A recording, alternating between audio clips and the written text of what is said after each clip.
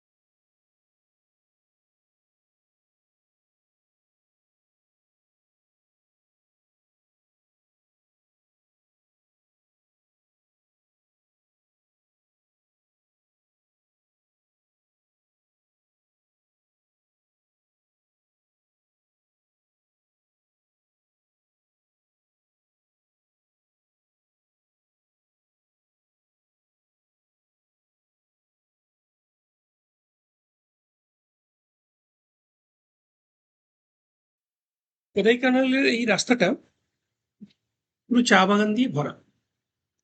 মুন্নারের অনেক বিখ্যাত বিখ্যাত চা বাগান এই রাস্তায় পড়ে। তার মধ্যে একটা বিখ্যাত চা বাগানের নাম হলো কল্লকুমালাই টি এস্টেট।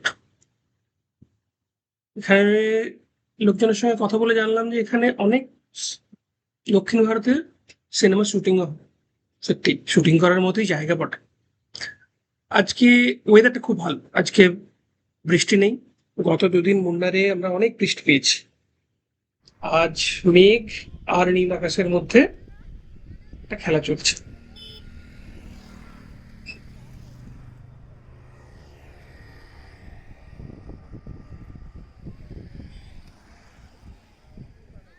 বেশ কিছুটা সময় আমরা এই চা বাগানে কাটাবো। দারুণ। আমরা মুন্নারে এত সুন্দর চা বাগান কিন্তু এর আগে দেখতে পাইনি। বেশ দারুণ।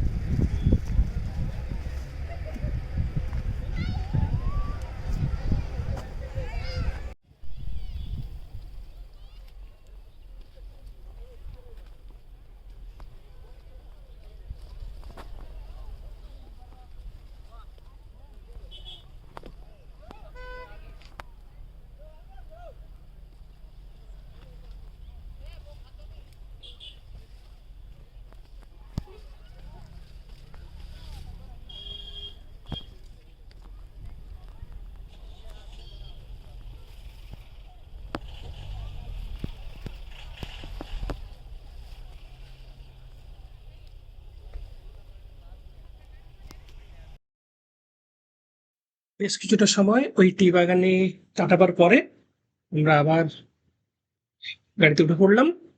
এবারে আবার মেঘ আর আকাশ দেখতে দেখতে আমরা এগিয়ে চলেছি কোদাই ক্যানালের দিকে। এই রাস্তাটা পাহাড়ি। এই রাস্তার পরে আমরা সমতলে নামবো।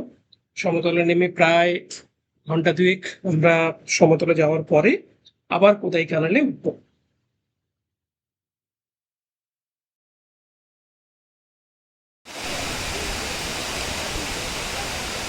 কোদাই ক্যানাল ঢোকার ঠিক 1 কিলোমিটার আগে একটা ফলস, এর নাম সিলভার ক্যাসকেড ফলস। ছোট্ট ফলস, এর পাশে একটা সাইনবোর্ডে দেওয়া আছে এখান থেকে কোদাই ক্যানালে কি কি দেখা যায় সব দেখা যাবে। সারাদিন কাটিয়ে একটা চকলেটের দোকান থেকে কিছু চকলেট কিনে আমরা আমাদের হোটেলে ঢুকে পড়লাম। প্রচন্ড টায়ার্ড, কিছু খাওয়া দাওয়া করে আজকে ঘুম, আবার কালকে।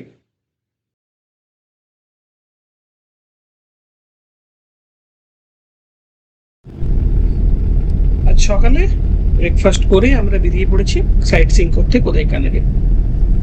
আজ কোদাই ক্যানালে আমরা দেখে নেব 3টি জায়গা: মুম্বারাই ভিলেজ, তার সঙ্গে মুরগান টেম্পল এবং মান্নাভাউর লেক। এই মুম্বারাই ভিলেজ এটা প্রায় কোদাই ক্যানাল থেকে 35 কিলোমিটার দূরে। তো যারা কোদাই ক্যানালে প্যাকেজ করেন তো তারা সাধারণত এই মুম্বারাই ভিলেজ এবং মুন্নাভাই এটাকে কভার করে না। তো আলাদা করে একদিনের জন্য করা যায়। আমাদের যেহেতু সঙ্গে গাড়ি আছে, যেটা আমরা একদম কোচি থেকে নিয়েছি, ওই জন্য আমরা একটা দিন এই দুটো জায়গা দেখার জন্য রেখেছি। রাস্তায় পাইন বন পড়বে, অনেক ল্যান্ডস্কেপ পড়বে, সবকিছু ক্যামেরাবন্দি আছে। এখানে সবকিছুকে নিয়ে আসতে পারিনি।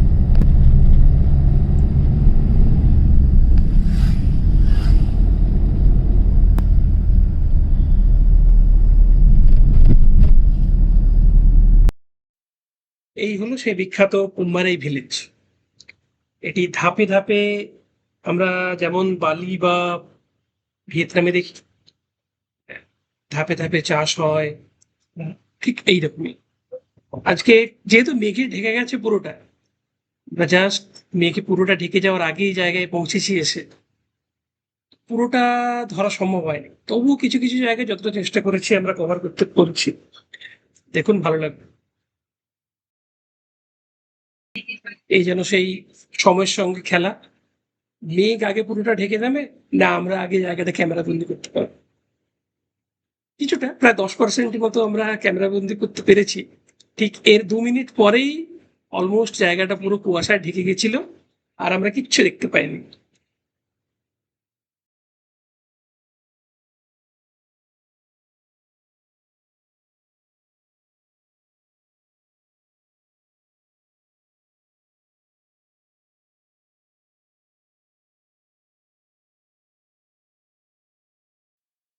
পৌঁছে গেলাম মান্নাভাউর লেকে।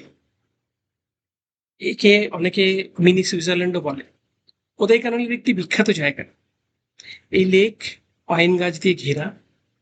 এখানে সিপ ফার্মও আছে। সময় কিভাবে কেটে যাবে বোঝাই যাবে না।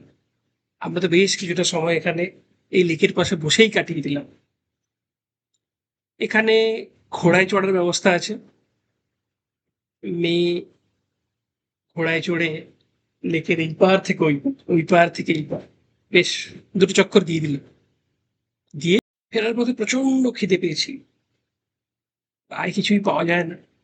রাস্তার পাশে একটা ছোট্ট রেস্টুরেন্ট দেখতে পেলাম। অর্ডার দিয়ে দিলাম কফি আর সঙ্গে চিপস। এই সুন্দর পরিবেশে কফি আর এই ফ্রেঞ্চ ফ্রাইজ একটা অন্যরকম একটা অনুভূতি। বেশ ভালোই লেগেছিল। সারাদিন টোটো করে ঘুরে বেড়িয়ে এবার আমরা কোদাই কানালের পথে ফিরেছি। কোদাই কানাল ঠিক ঢোকার মুখে আছে বিখ্যাত রোজ গার্ডেন। সকালবেলায় দেখিনি। সকালবেলায় আমাদের ঘুরে বেড়ানোর অনেক তাড়া ছিল। ভেবেছিলাম যে বিকেলে ফেরার সময় দেখবো। তো চলে এলাম। এই রোজ গার্ডেনে ঢোকার জন্য টিকিট লাগে। অ্যাডাল্টদের জন্য 30 টাকা এবং সঙ্গে বাচ্চা থাকলে বাচ্চা 15 টাকা। আপনি ক্যামেরা নিয়ে যেতে পারেন, ক্যামেরার জন্য 50 টাকা লাগবে এবং সঙ্গে যদি ভিডিও ক্যামেরা থাকে ভিডিও ক্যামেরার জন্য 100 টাকা। অনেকটা বড় জায়গা। এই রোজ গার্ডেন সব থেকে ভালো আসার সময় হলো গরমকাল, আর আমরা ছাতা নিয়ে ঘুরছি। সঙ্গে থাকুন। আমাদের হোটেলের ব্রেকফাস্টের জায়গাটা খুব সুন্দর করে সাজানো, ভেজ ব্রেকফাস্ট, কিন্তু পরিবেশটা এত সুন্দর এবং খাবারের কোয়ালিটি দারুণ। ভেজ খাবার সঙ্গে দক্ষিণী কফি, দারুণ। ব্রেকফাস্টের পরে আমরা বেরিয়ে পড়লাম কোদাইকানাল দেখতে। আজ আমরা অনেকগুলো জায়গা পরপর কভার করব। যেমন প্রথমেই আমরা চলে যাব ময়ূর পয়েন্টে।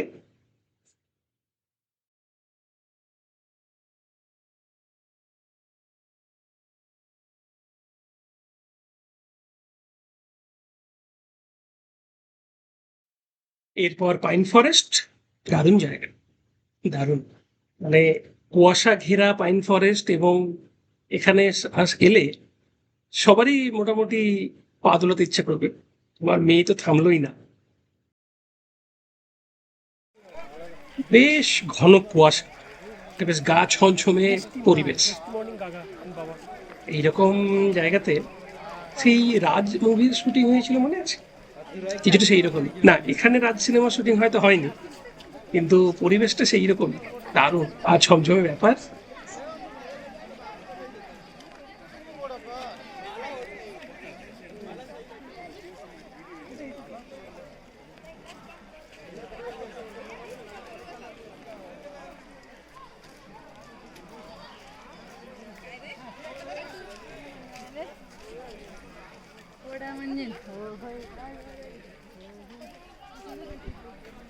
চারিদিকে যেদিকে তাকাচ্ছেন মেঘ ঢেকে আসছে, কিছু দূরে দেখা যাচ্ছে না, সুন্দর পরিবেশ। কোদাইকানাল থেকে প্রায় 10 কিলোমিটার দূরে আমরা পৌঁছে গেলাম গুনা কেভে। এই জায়গাটার নাম গুনা কেভ হয়েছে একটি মুভি দক্ষিণ ভারতে, সেই থেকে গুনা।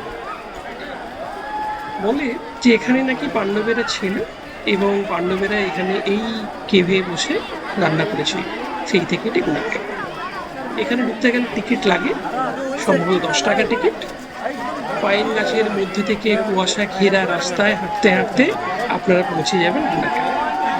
গুনা কেভে প্রথম যে আকর্ষণ যেটা দেখতে পাবো আমরা, সেটা হচ্ছে এখানে একটি বড় গাছ, তার শিকড়গুলো একদম আষ্টে পৃষ্ঠে মাটিকে জড়িয়ে আছে। সব গাছগুলোর শিকড় অনেকটা, কিছুটা মাটি ধুয়ে যাওয়ার পরে শিকড়গুলো বাইরে যেমন বেরিয়ে থাকে সেই রকমই লাগছে, কিন্তু এইরকম ভাবে মাটিতে শিকড় জড়িয়ে আছে এবং সব গাছগুলো একটা অন্যরকম ব্যাপার। গুনা কেভে কাউকে অ্যাকচুয়ালি যেতে দেয়। গুনা কেভে জায়গাটা পুরো ঘেরা এবং সবাই বাইরে থেকে এই জায়গাটা দেখে। কেউ ছবি তুলছে, কেউ ওই শিকড়ের মধ্যে দাঁড়িয়ে, জায়গায় পাওয়া যায় না, সবাইকে বলতে হয় একটু সরে ছবিটা তুলে দেবে। সবাই তুলছে, সবাই আনন্দ করছে।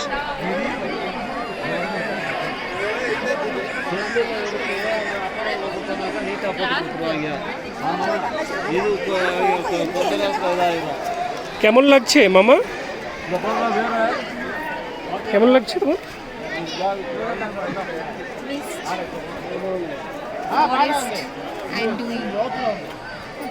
I love it. Entering into the cave.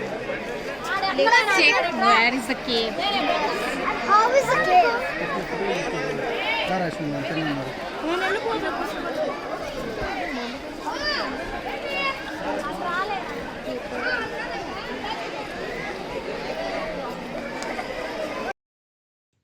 এবারে আমরা পৌঁছে গেলাম পিলার রক। এই পিলার রকগুলো প্রায় এক একটা প্রায় 400 ফুট উঁচু। এগুলো গ্রানাইটের ফর্মেশন। মেঘ এবং কুয়াশা এর সঙ্গে যখন খেলা করে দারুণ লাগে। সেদিন বৃষ্টির মাঝে আমরা একটু ছুটি পেয়ে গেছিলাম, যখন মেঘ দেখতে পাচ্ছিলাম। এখানেও প্রায় 2-3 মিনিট পরে জায়গাটা পুরোটাই কুয়াশায় ভরে যায়। যাই হোক, পিলার রক দেখা একটা দারুণ অনুভূতি। আমরা পিলার রক দেখে জায়গাটায় অনেক বেশি কিছুক্ষণ ছিলাম। বেশি কিছুক্ষণ থেকে আমরা বেরিয়ে পড়েছিলাম পরের ডেস্টিনেশন। ওই তো সবুজ, হ্যাঁ।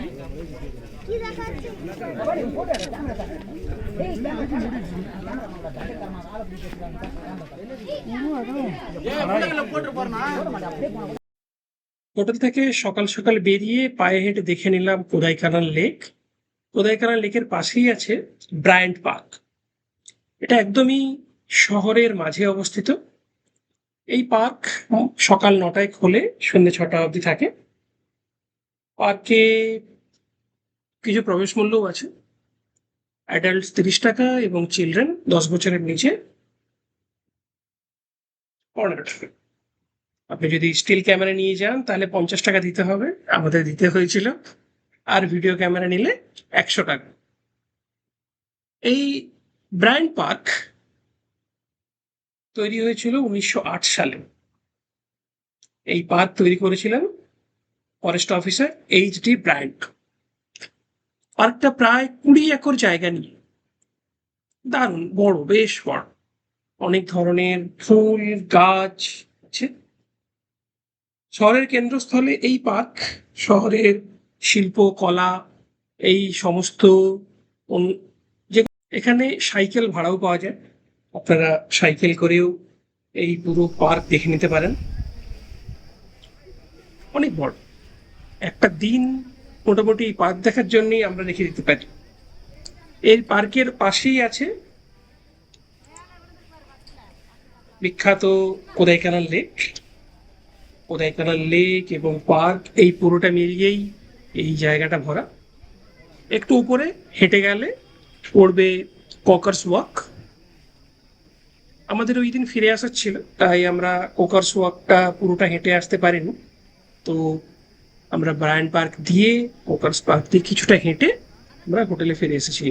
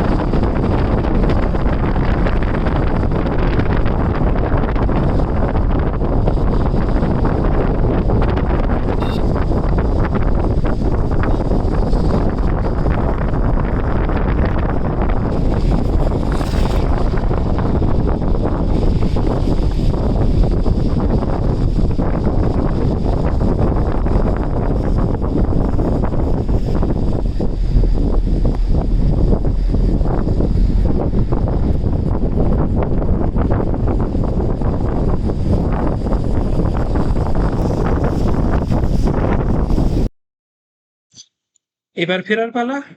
আজ আমরা কোদাইকানাল থেকে ফিরে যাচ্ছি কোচিতে। পথে আমরা আবার সমতল দিয়ে পৌঁছাবো। কোচি এখান থেকে পৌঁছতে প্রায় 8 ঘন্টা সময় লাগবে। সুন্দর কেটে গেল 3টে দিন কোদাইকানালে দেখতে দেখতে। সুন্দর জায়গা, সুন্দর মানুষজন। আবার আপনাদের সঙ্গে দেখা হবে কোচিতে। এতক্ষণ সঙ্গে থাকার জন্য ধন্যবাদ। সঙ্গে থাকুন। আমাদের এই ভ্রমণ ভালো লাগলে আমাদের চ্যানেল সাবস্ক্রাইব করুন, বন্ধুদের সঙ্গে ছড়িয়ে দিন। আমরা ঘুরতে ভালোবাসি, ভারতবর্ষের অনেক জায়গায় ঘুরে বেড়াই। আমরা নতুন নতুন জায়গা ঘুরে বেড়াবো আপনাদের সঙ্গে। সঙ্গে থাকুন আর আমাদের উৎসাহ দিন।